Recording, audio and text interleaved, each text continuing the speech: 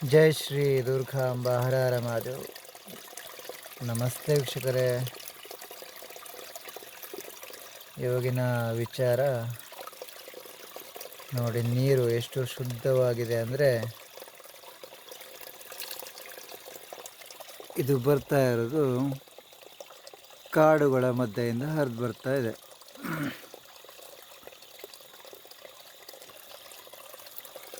ಇಂಥ ಹರಿಯೋ ನೀರನ್ನು ನಾವು ಕುಡಿದ್ರೆ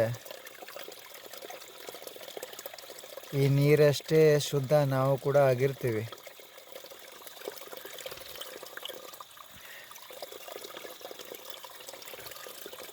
ಮತ್ತು ಆಹಾರವನ್ನು ನಾವು ಏನೇ ತಿಂದ್ರೂ ಬೇಗ ಜೀರ್ಣ ಮಾಡಿಸುವಂತಹ ಶಕ್ತಿ ನೀರಿಗಿರುತ್ತದೆ. ಹಾಗೆ ತುಂಬ ಆರೋಗ್ಯವಾಗಿ ಕೂಡ ಇರ್ಬೋದು ವೀಕ್ಷಕರೇ. ಇವತ್ತಿನ ದಿನ ನನಗೆ ಕೆಲವು ಕಡೆ ಹೋದಾಗ, ದೇವಸ್ಥಾನಕ್ಕೆ ಹೋದಾಗಲೆಲ್ಲ ಫಿಲ್ಟರ್ ವಾಟರ್ ಅಂತ ನಾವು ಕುಡಿತೀವಲ್ವ, ಅದೆಲ್ಲ ತುಕ್ಕು ಹಿಡಿದ ವಾಸನೆ, ಜಂಗಿನ ವಾಸನೆ, ಮತ್ತು ಅಲ್ಲಿ ಗಲೀಜು ನೀರನ್ನೇ ಅವರು ಫಿಲ್ಟರ್ ಮಾಡಿ ಅದನ್ನು ಬರೋ ಥರ ಮಾಡಿರ್ತಾರೆ ಅಲ್ವ. ಎಷ್ಟಂದ್ರೂ ಅದರಿಂದ ನಮಗೆ ಆರೋಗ್ಯ ಕೆಡುವಂಥದ್ದೇ ಆಗ್ತದೆ. ಅದಕ್ಕೆ ಎಷ್ಟೇ ನಾನು ಹೊರಗಡೆ ದೇವಸ್ಥಾನಕ್ಕೆ ಹೋದ್ರೂ ನನಗೆ ಅಲ್ಲಿಯೇ ನೀರು ಕುಡಿಯೋಕ್ಕಾಗದೆ ಸಮಸ್ಯೆಗೆ ಒಳಗಾಗ್ತೀನಿ 4-5 ದಿನದಲ್ಲೇ. ಅದಕ್ಕೆ ಜಾಸ್ತಿ ದಿನ ನಾನು ಸಂಚಾರ ಮಾಡೋದೇ ಕಡಿಮೆ ಮಾಡಿದ್ದೀನಿ ಇವತ್ತಿನ ದಿನ. ಯಾಕಂದರೆ ಸಂಚಾರ ಮಾಡಿಕೊಂಡು ನಮ್ಮ ಆರೋಗ್ಯವನ್ನು ಕೆಡಿಸ್ಕೊಳ್ಳುವಂಥದ್ದು ಬೇಕಾ, ಬೇಡ ಅಲ್ವಾ. ಅದಕ್ಕೆ ನಾವಿರುವಲ್ಲೇ ತಪಸ್ಸು ಜಪ ಶಕ್ತಿ ಸಿದ್ಧಿನ ಮಾಡ್ಕೊತ ಇದ್ಬೇಡ ಅಂತ ಒಂದು ನನ್ನ ಯೋಚನೆ. ಮತ್ತು ನೀವು ಹಾಗೆಯೇ ನೀರು ಆದಷ್ಟು ಶುದ್ಧವಾದ ನೀರು, ಹರಿದು ಬರುವಂಥ ನೀರನ್ನೇ ಆದಷ್ಟು ಕುಡಿಯುವಂಥ ಅಭ್ಯಾಸ ಮಾಡಿಕೊಳ್ಳಿ. ಮತ್ತು ಹಳ್ಳಿ ಕಡೆ ಎಲ್ಲ ಬಂಗಾರದಂತಹ, ಚಿನ್ನದಂತಹ ನೀರು ಹರಿಯುವಂತಹ ಭೂಮಿ ಇರೋರೆಲ್ಲ ಸೇಲ್ ಮಾಡಿ ಸಿಟಿಗೆ ಹೋಗ್ತಾ ಇದ್ದೀರಾ. ನಿಮಗೆ ಗೊತ್ತಿಲ್ಲ, ಸಿಟಿಯಲ್ಲಿ ತುಂಬ ರೋಗಗಳು, ಹಾಗೆ ತುಂಬ ವೈರಸ್ಗಳು, ತುಂಬ ಗಲೀಜು ವಾಸನೆ ಇದೆಲ್ಲ ಬರುತ್ತಾ ಇರ್ತದೆ. ನಿಮಗೆ ಒಂದು ಸಲ ಸಿಟಿ ಒಳ್ಳೆಯದು, ಎಲ್ಲ ಸಿಗ್ತದೆ ತಿನ್ನಲಿಕ್ಕೆ, ಐಸ್ ಕ್ರೀಮ್ ಸಿಗುತ್ತದೆ, ತಿಂಡಿ ಸಿಗುತ್ತದೆ, ಎಲ್ಲ ತಿನ್ನಲಿಕ್ಕೆ ಸಿಗುತ್ತದೆ ಅಂತ ನೀವು ಹೋಗ್ಬೋದು. ಆದರೆ ಅಲ್ಲಿ ಬರುವಂತಹ ರೋಗಕ್ಕೆ ನೀವು ಬೇಗ ನೀವು ದೇಹವನ್ನು ಬಿಟ್ಟು ಹೋಗಬೇಕಾಗುತ್ತದೆ.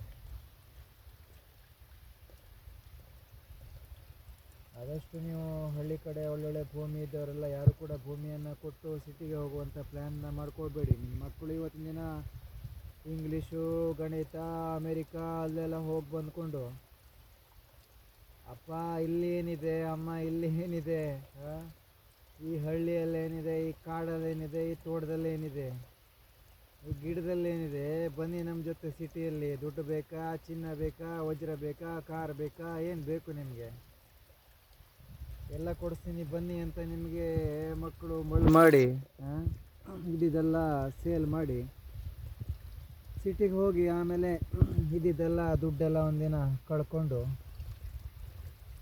ಮತ್ತು ಹಳ್ಳಿಗೆ ಬರೋಣ ಅಂದರೆ ಹಳ್ಳಿಯಲ್ಲೂ ಭೂಮಿ ಇಲ್ಲ, ಎಲ್ಲ ಕೊಟ್ಕೊಂಡ್ಬಿಟ್ಟಿದ್ದೀರ.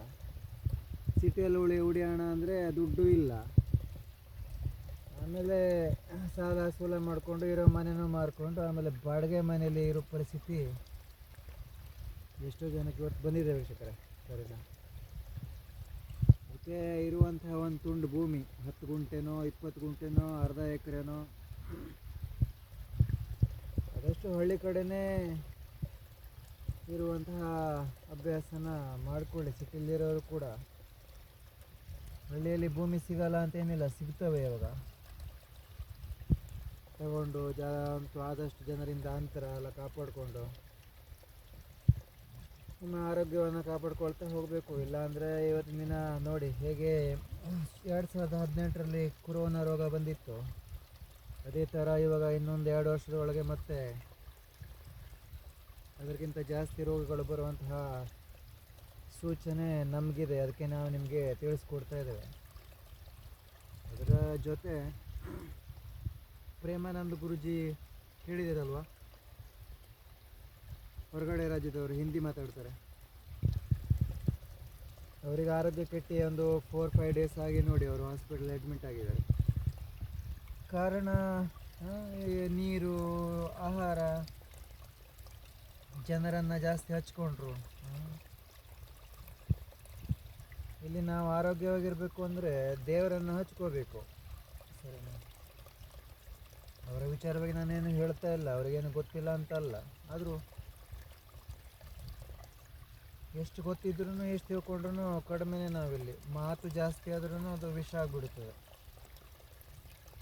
ಎಷ್ಟು ಜನ ಮಾತಾಡ್ತಾನೂ ಸತ್ತವರಿಲ್ವಾ? ಅದಕ್ಕೆ ಆದಷ್ಟು ಶುದ್ಧವಾದ ನೀರು ಕುಡಿತಾ, ಹಳ್ಳಿ ಕಡೆ ಭೂಮಿ ಇದ್ದರೆ ಹೇಗೆ ಜೀವನ ಮಾಡೋದು ಆರಾಮಿನಲ್ಲಿ ಅನ್ನೋದನ್ನು ಕಲ್ತ್ಕೊಂಡು ಆರೋಗ್ಯವನ್ನು ಚೆನ್ನಾಗಿಟ್ಕೊಳ್ಳಿ ವೀಕ್ಷಕರೇ. ಹಾಗೆ ಆದಷ್ಟು ವಿಡಿಯೋನ ಎಲ್ರಿಗೂ ಶೇರ್ ಮಾಡಿ, ಆದಷ್ಟು ಜನ ತಿಳ್ಕೊಳ್ಳಿ. ಇದೆಲ್ಲ ನನ್ನ ಅನುಭವ. ನಾನಂತೂ ಇದೇ ನೀರು ಕುಡ್ಕೊಂಡು ತುಂಬ ಆರಾಮವಾಗಿ ಆರೋಗ್ಯವಾಗಿದ್ದೇನೆ. ಜೈ ಶ್ರೀ